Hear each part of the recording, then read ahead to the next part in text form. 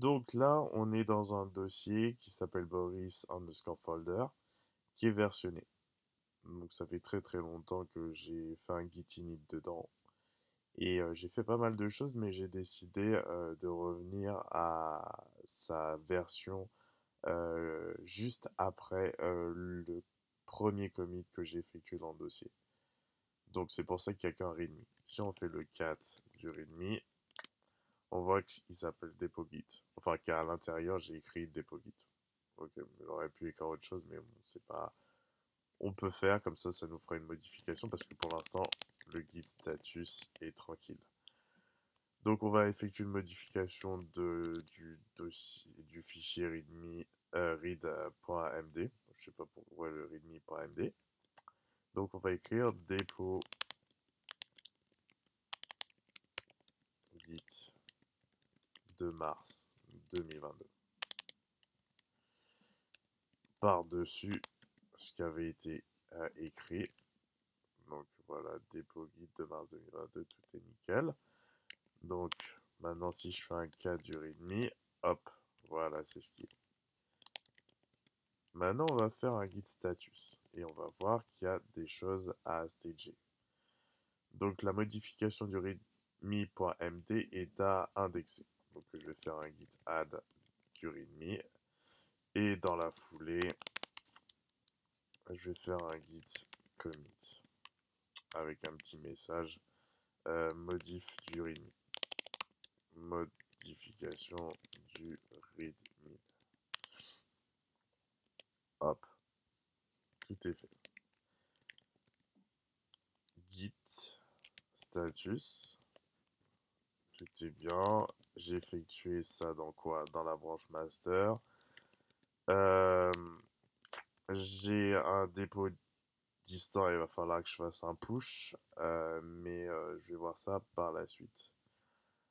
Donc d'abord, euh, je me dis que finalement, cette modification, je voulais pas la faire. Donc il va falloir que j'aille chercher le chat du commit. Alors git log one line pour trouver le chat de la dernière modification. Celle-ci. Ça m'intéresse pas, donc je sélectionne, je fais un commande C. Hop, hop, il y a trop de choses. Git reset. Hop. Et avec un hard. Voilà, il a disparu. Je fais un ls. Et si je fais 4, et ben mince. Qu'est-ce que c'est que ça?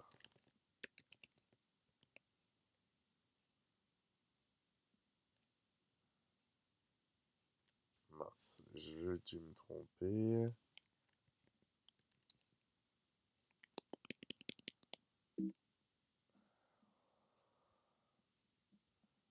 Je suis revenu à ça, j'aurais dû revenir à la version d'avant. Je suis bête. Je suis revenu au même endroit. Enfin, il fallait que je mette le chat de ce qui était juste avant. Donc, j'imagine que vous avez compris mon erreur. J'aurais dû sélectionner ce chat-là et pas le même.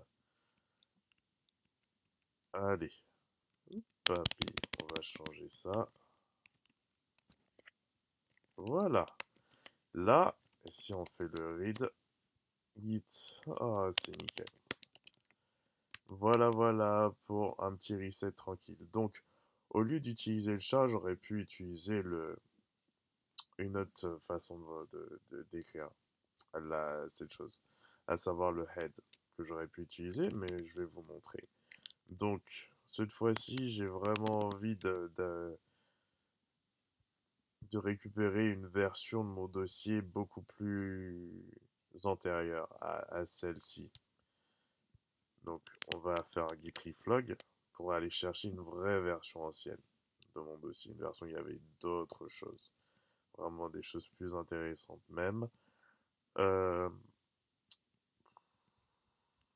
alors, qu'est-ce que returning projet, des modifications de projet. j'ai un. On va dire que ce qui m'intéresse,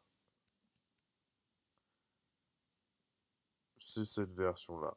Là où il y avait la to-do list, par exemple. Donc, au lieu de sélectionner le chat, je vais sélectionner ça. Alors, je quitte ça. Hop. Je fais un git reset. CTRL V.